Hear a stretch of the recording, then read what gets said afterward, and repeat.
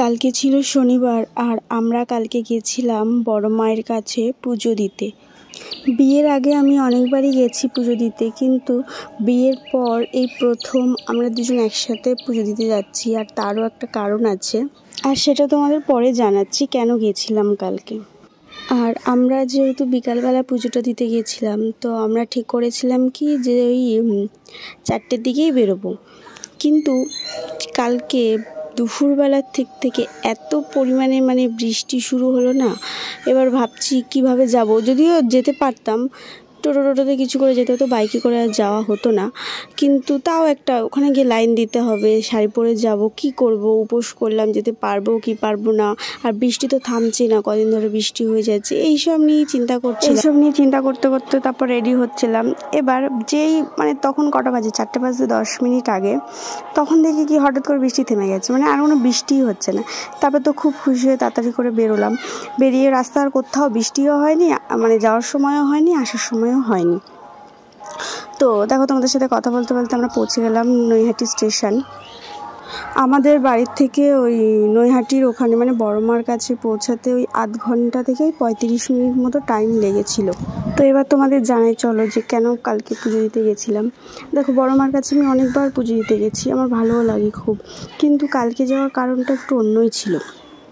আমি ফেসবুক থেকে পেমেন্ট পেয়েছি, সেটা তোমরা অনেকেই জানো। তো আমার অনেককে আমি দেখেছি যে ফেসবুক থেকে যখন ফার্স্ট পেমেন্ট পায় না, তখন তারা আমি ভিডিওতে দেখেছি যে বলে আমি ফার্স্ট পেমেন্ট দিয়ে এটা করলাম, এটা করব, এটা করেছি, অনেক রকম, অনেকে যে যার মতো অনেক কিছু করে। তো আমারও ঠিক একটা জবে থেকে এরকম ফেসবুক থেকে আর্নিং করা শুরু করেছি, তখন থেকে একটা ইচ্ছা ছিল যে আমি যখন ফার্স্ট পেমেন্টটা তুলবো না, তখন আমি বড় মার কাছে পুজো দিতে যাব। তো আমার পেমেন্ট ঢুকেছে হচ্ছে মঙ্গলবার দিন।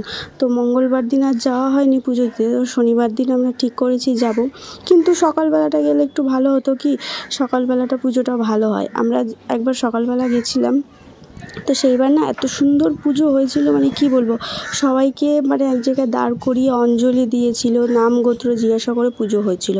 কিন্তু আমার বিয়ের আগের বার যখন মাকে আমন্ত্রণ করতে গেছিলাম, বড় মাকে, তখন না দেখলাম যে কোনো কিছু জিজ্ঞাসা করছে না, ডালাটা দিচ্ছি, সেখান থেকে ফুলটা নিচ্ছে, নিয়ে প্রসাদ দিচ্ছে, দিয়ে দিচ্ছে, আলতা সিঁদুর পর্যন্ত নেয়নি।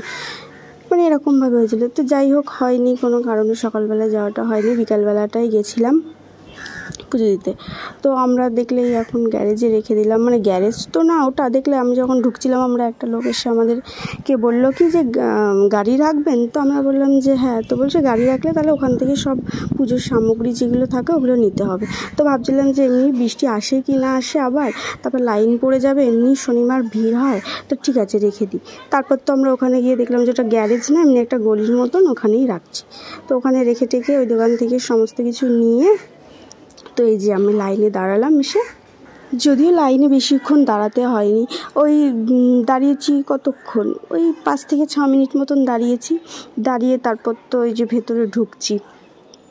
তো আমি দেখলাম অনেক কিছু চেঞ্জ হয়ে গেছে। যদিও আমার বিয়ে হয়েছিল জানুয়ারি মাসে, তখন এসেছিলাম বিয়ের আগে, তারপরে এই এখন গেলাম, এই কমাসে অনেক কিছুই চেঞ্জ হয়ে গেছে। যেমন এই যে দুপাশে ওগুলো ওই চেরি, ওগুলো দেখলাম বাঁধা আছে, এখানে একটা বড় মায়ের ফটো আছে, এগুলো সব অনেক কিছু দেখলাম আরও চেঞ্জ হয়ে গেছে। তো এই যে প্রথম এই যে ঢুকছি, একটা কথা কি, আমি জানি না তোমাদের কার কার সাথে হয় এরকম, প্রথম যখন বড় মার এই মূর্তি হোক বা বড় মার যে পুজোর সময় যে মাটির মূর্তি হোক, যাই হোক না কেন, প্রথমবার যখন দেখি না, সে একটা ফিলিংসই আলাদা। জানি না তোমাদের কারোর সাথে হয় কি হয় না, আমার সাথে হয়। যতবার আমি দেখি, প্রথমবার যে চোখটা দিয়ে যখন দেখি, সেই কেমন যেন একটা ফিলিংস হয়, কি বলে বোঝানোর মতো না, কি তাকিয়ে থাকি, তো তাকিয়েই থাকি, সেই কেমন একটা লাগে, ইমোশনাল লাগে না কেমন, সে ওরকম।